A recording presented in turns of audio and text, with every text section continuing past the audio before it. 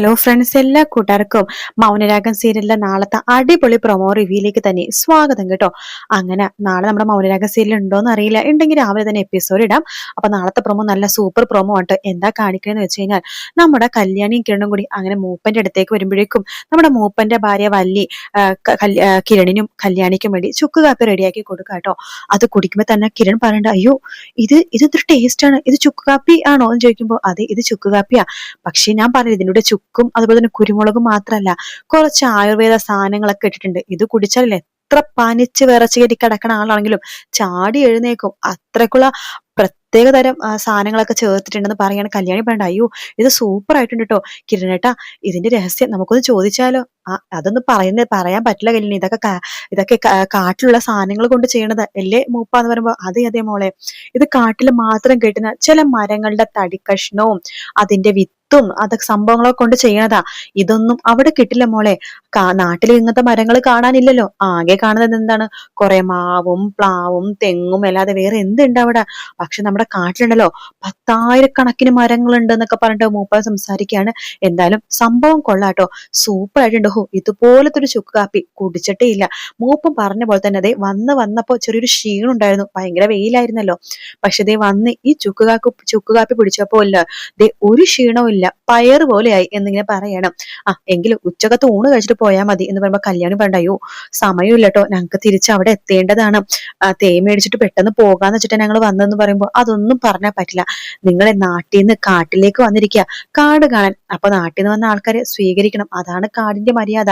അത് ചെയ്തില്ലെങ്കിൽ കാട്ടുദൈവങ്ങൾ ഞങ്ങൾ പൊറുക്കില്ല എന്ന് പറയണം. മാത്രല്ല, ഇത്രയും നല്ല മോനും മോളും അല്ലേ വന്നിരിക്കുന്നത്, നിങ്ങൾ ഭക്ഷണം കഴിച്ചിട്ട് പോയാൽ മതി. വല്ലി ഇവർക്കുള്ള ഭക്ഷണമൊക്കെ റെഡിയാക്ക്. അതൊക്കെ എപ്പോഴേ റെഡിയാവും. പക്ഷേ സാറിനും ഞങ്ങളുടെ ഭക്ഷണമൊക്കെ പിടിക്കോ എന്തോ. അയ്യോ, അതെന്തൊരു ചോദ്യമാണ് എന്ന് കിരൺ പറയണതേ.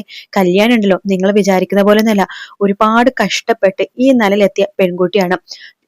ചെറുപ്പകാലത്തുണ്ടല്ലോ അവൾക്കൊരു 10-23 വയസ്സ് വരെ അവള് ചോറിന്റെ കൂടെ വെറും ഈ നമ്മുടെ മുളകൊക്കെ ഉണ്ടല്ലോ, മുളകൊക്കെ ചതച്ച് കൂട്ടി തിന്നിട്ടാണ് അവള് ജീവിച്ചത്. ആണോ? അതെന്തു പറ്റി?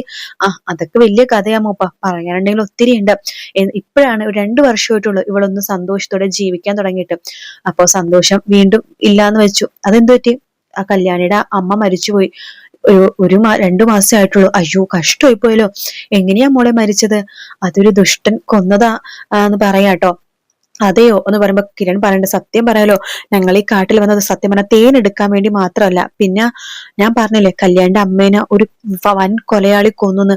അത് കല്യാണിന്റെ അമ്മേനെ മാത്രമല്ല കൊന്നത്, ഒരുപാട് പേരുടെ ജീവന ഭീഷണിയാണ് അവൻ. ഒരുപാട് ജീവിതം തകർത്തിട്ടുണ്ട്, കളഞ്ഞിട്ടുണ്ട്. കൊടും കുറ്റവാളിയാണ്. തമിഴ്നാടും കേരളവും ഒരുപോലെ അന്വേഷിക്കുന്ന ഒരു കുറ്റവാളിയാണ് അവൻ. കാട്ടിലേക്ക് വന്നെന്ന് ഒരു അറിയിപ്പ് കിട്ടിയിട്ടുണ്ട്.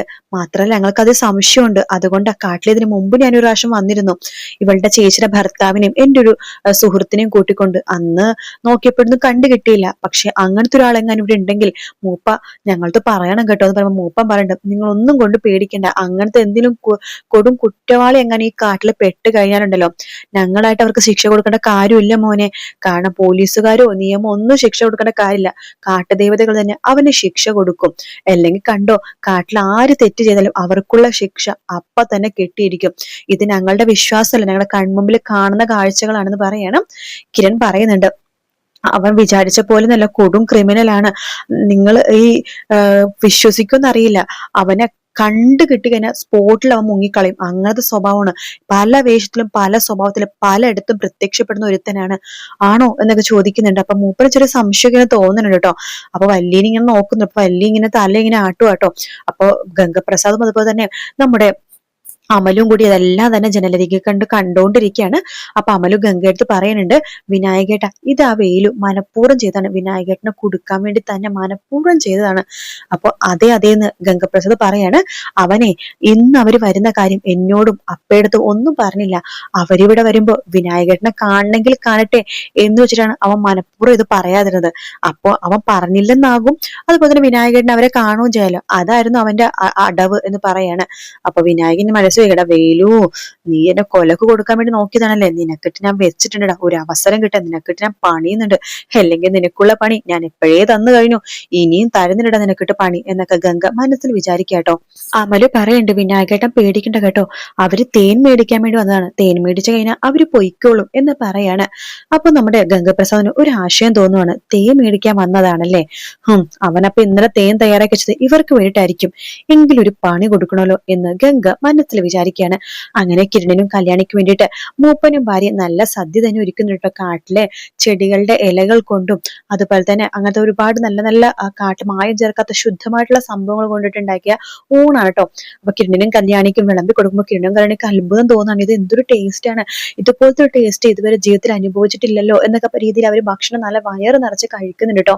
ശേഷം കിരൺ പറയുന്നുണ്ട്, സത്യം പറയാലോ മൂപ്പ, ഈ ഭക്ഷണം കഴിക്കാൻ വേണ്ടി എനിക്കും കല്യാണിക്ക് ഇനി ഇവിടെ വരണമെന്നുണ്ടെന്ന് പറയുമ്പോൾ കല്യാണി പറയണ്ട, അതെ അതെ എന്തൊരു ടേസ്റ്റ് ആയതിന്, നാട്ടിൽ പോയിട്ട് ഇതൊക്കെ അവരോട് പറഞ്ഞ അവര് കൂട്ടത്തോടെ ഇങ്ങോട്ട് വരും ഈ ഭക്ഷണം കഴിക്കാനായിട്ട്. പറയുമ്പോൾ ആരെ വേണമെങ്കിലും കൊണ്ടുവന്ന മക്കളെ, ഞങ്ങൾക്ക് സന്തോഷമേ ഉള്ളൂ, ഞങ്ങളുടെ കാടിനെ നിങ്ങൾ സ്നേഹിക്കുന്നോണ്ടല്ലേ നിങ്ങൾ ഇങ്ങനെയൊക്കെ പറഞ്ഞത്. അതെ അതെ, കാടിനെ മാത്രല്ല കാട്ടിലെ ആൾക്കാരെ മരങ്ങളെയും ചെടികളെയൊക്കെ സ്നേഹിക്കുന്ന കൂട്ടത്തിലാ മൂപ്പ ഞങ്ങളും എന്ന് പറയണം. കല്യാണി ഉണ്ടല്ലോ, കല്യാണി എല്ലാ ജീവജാലങ്ങളെയും സ്നേഹിക്കുന്ന കൂട്ടത്തിലാണെന്നൊക്കെ പറയുമ്പോൾ അത് മോളുടെ മുഖം കാണുമ്പോൾ തന്നെ അറിയാം, ഞങ്ങൾക്ക് ചില ആൾക്കാരുടെ മുഖം കാണുമ്പോൾ അറിയാം സാറേ അവരുടെ സ്വഭാവവും കാര്യങ്ങളൊക്കെ, സാറിനെ മേഡത്തിന് കണ്ടപ്പോ തന്നെ ഞങ്ങൾക്കത് മനസ്സിലായി എന്ന് പറയണം. അയ്യോ ഞങ്ങളെ സാറേ മേഡം എന്ന് വിളിക്കണ്ട, എന്റെ പേര് കിരൺ എന്നാ, ഇത് കല്യാണിന്നാ, കിരണും കല്യാണി എന്ന് വിളിച്ചാൽ മതി എന്നൊക്കെ പറയാട്ടോ. അതിനുശേഷം വേലു കുറച്ച് കുപ്പിയിൽ തേനും കാര്യങ്ങളൊക്കെ ഇങ്ങനെ എടുത്തു വെച്ചേക്കാണ്. അപ്പൊ നമ്മുടെ ഗംഗപ്രസാദ് എന്താ ചെയ്യുന്ന വെച്ചാല് അവിടെ കുറച്ച് വിഷം ഉണ്ട് കേട്ടോ. അപ്പൊ ആ വിഷം ഒരു ചെറിയ കുപ്പിയിലാണ് വിഷം ഇരിക്കുന്നത്, അത് നമ്മുടെ ഗംഗപ്രസാദ് ആരും കാണാണ്ട് അടുക്കളയിൽ നിന്ന് കൊണ്ടുവരും കേട്ടോ. എന്നിട്ട് വിചാരിക്കണോ തേൻ കുടിക്കാനല്ലേ പോണത്, ഇതിലൊരു 5-6 കുപ്പി തേനുണ്ട്, ഇതിലേതെങ്കിലും ഒരു കുപ്പിയിൽ തേൻ നിറക്കണം, ഒന്നില്ലെങ്കിൽ ഇവര് കുടിക്കും അല്ലെങ്കിൽ ഇവര് സ്നേഹിക്കുന്ന ആരെങ്കിലും കുടിക്കും, ചിലപ്പോ കുടിക്കാൻ പോകുന്നത് ലക്ഷ്മിയമ്മയും കാർത്തികയാണെങ്കിലോ, ഓ എങ്കിൽ രക്ഷപ്പെട്ടു, ചിലപ്പോ ദൈവമായിട്ട് ഇവരെ പറഞ്ഞയച്ചതായിരിക്കും, ഇവര് മരണം എരന്ന് വാങ്ങാൻ വേണ്ടി വന്നതാണ് എന്നൊക്കെ പറഞ്ഞിട്ട് ഗംഗപ്രസാദ് അതിൻ്റെ ഉള്ളിൽ നിന്ന് ഒരു തേൻ എടുക്കാണ്. ശേഷം അതിന്റെ ബോട്ടിൽ മൂടി തുറന്നതിന് ശേഷം അതിലേക്ക് കുറച്ച് ആ വിഷം കലക്കുവാട്ടോ. എന്നിട്ട് നന്നായിട്ട് കലക്കി അവിടെ തന്നെ വെക്കാണോ, ഒന്നും അറിയാത്ത പോലെ മാറി നിൽക്കാട്ടോ. അങ്ങനെ വേലു ഇതൊന്നും തന്നെ അറിയുന്നില്ല. അങ്ങനെ 5 കുപ്പി തേനുണ്ട്. അപ്പൊ 5 കുപ്പി തേൻ നമ്മുടെ കിരണിന്റെ കയ്യിലേക്ക് കൊടുക്കാണ്. അതിലൊരു കുപ്പിയിലെ ഗംഗപ്രസാദ് വിഷവും കലക്കിയിട്ടുണ്ട് കേട്ടോ.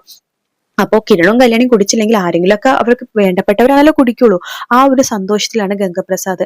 അങ്ങനെ തേൻ കൊടുക്കുമ്പോഴേക്കും കിരൺ പറയും, ഇത് ഒത്തിരി കുപ്പിയുണ്ടല്ലോ, ഒരുപാട് കഷ്ടപ്പെട്ടല്ലോ വേലു.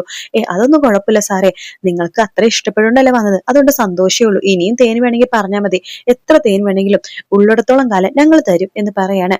അങ്ങനെ കിരൺ കുറച്ചധികം പൈസ അവർക്ക് കൊടുക്കാട്ടപ്പോ മൂപ്പൻ പറഞ്ഞേ എത്രയൊന്നും വേണ്ട സാറേ, തേന്റെ പൈസ മാത്രം മതി, അതല്ല ഞങ്ങൾക്ക് ഒത്തിരി സന്തോഷമായി, എത്ര നാളിന് ശേഷമാണെന്നറിയാമോ എന്റെ കല്യാണി ഇതുപോലെ സന്തോഷിക്കണം കാണുന്നത്, കാരണം ഇവളുടെ അമ്മ മരിച്ച പിന്നെ ഇവൾക്ക് സന്തോഷം എന്താണെന്ന് അറിഞ്ഞിട്ടില്ല, ഇവളുടെ മുഖത്ത് സന്തോഷം ഞാൻ കണ്ടിട്ടില്ല, കുറെ നാളിന് ശേഷം അവള് സന്തോഷത്തോടെ ഒന്ന് ഭക്ഷണം കഴിക്കുന്നത് ഞാൻ കാണുന്നത്, എന്റെ ഭാര്യയുടെ സന്തോഷത്തിന് കാരണം നിങ്ങൾ എല്ലാവരുമാണ്, അപ്പൊ അതിന്റെ സന്തോഷത്തിന്റെ ഭാഗമായിട്ടാ ഇത് നിങ്ങൾ പിടിക്കണം, പിന്നെ ക്രിസ്മസ് ഒക്കെ അല്ലേ, അപ്പൊ എല്ലാവരും ഒന്ന് ആഘോഷിക്കണം എന്നൊക്കെ പറഞ്ഞിട്ട് ഒരുപാട് പൈസ കിരൺ കൊടുക്കുന്നുണ്ട്. അവർക്കും ഭയങ്കര സന്തോഷമാണ്, ഞങ്ങൾ ഇനിയും വരാന്ന് പറഞ്ഞിട്ട് അവിടെ നിന്ന് പോകുന്നുണ്ട്. ആ വിഷം ആരാ കുടിക്കണത് അതാണ് നമുക്കിനി അറിയേണ്ടത് കേട്ടോ. വീഡിയോ ഇഷ്ടപ്പെട്ടാൽ ലൈക്ക് ചെയ്യുക, സബ്സ്ക്രൈബ് ചെയ്യുക, കമന്റ് ചെയ്യുക. മറ്റൊരു വീഡിയോ ആയിട്ട് നാളെ കാണാം friends. Good night, take care, bye bye.